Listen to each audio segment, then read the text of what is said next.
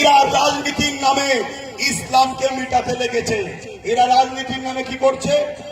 জোরে বলুন, জোরে বলুন। ইসলামকে মিটাতে লেগেছে। এখন আমি প্রত্যেকটা যুবককে জিজ্ঞেস করছি, তোমার কাছে দুনিয়ার পেটটা আগে হয়ে গেছে না ইসলাম আগে? তোমার কাছে দুমুঠো খাওয়া আগে না ইসলাম আগে? তোমার কাছে আমার মা বোনেরা ওই 1000 টাকার ভাতা আগে না ইসলাম আগে?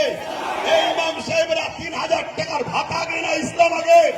আর আজকে কথা বলো, কেন্দ্রে কেন এই BJP Sarkar I love Mohammad রসুল বলাতে কেন জেল দেবে? এর প্রতিবাদের দরকার আছে না নাই? কেন অর্জুন সিং বলবে ইসলামের রেপ করার কোনো পাপ নয়?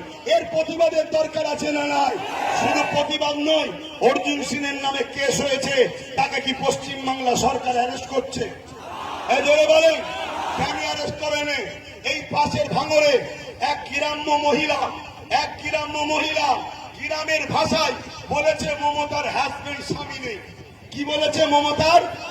এই জোরে বলুন, মমতার স্বামী আছে না নেই? এই জোরে বলুন। আমরাও জানি নেই, কিন্তু এই কোনো জায়গায় লুকিয়ে থাকে সেটা মমতাকে ক্লিয়ার করতে হবে।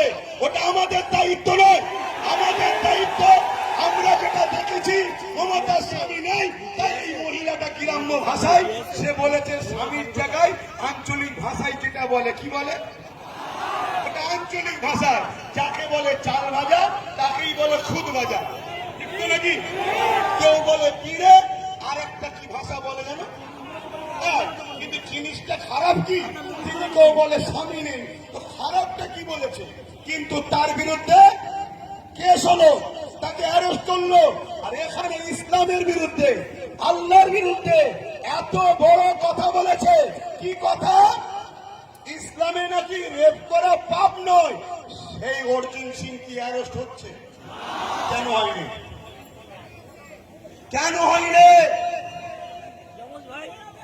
আপনাদের ঘরে ভাবুন, যদি না ভাবে, আব্বাস সিদ্দিকী আল্লাহর জাত পাকের কসম করে বলছি, মাজমপুর থেকে আমি তো আবার যাব।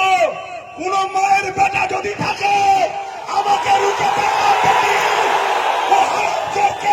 ওখানে জুতো করে যদি পিটতে না পারি,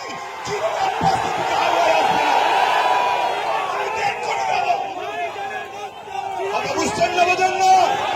দাদাগিরি দিচ্ছ, দাদাগিরি। যদি পারিস জানে মেরে দিস, আলাদা কথা। জান যতদিন আল্লাহ রেখেছে, কোন ইসলাম বিরোধী, কোন সন্ত্রাসকে, কোন জালিমকে ইসলাম ইজাজত দেয়নি, ইসলাম প্রশ্রয় দেয়নি।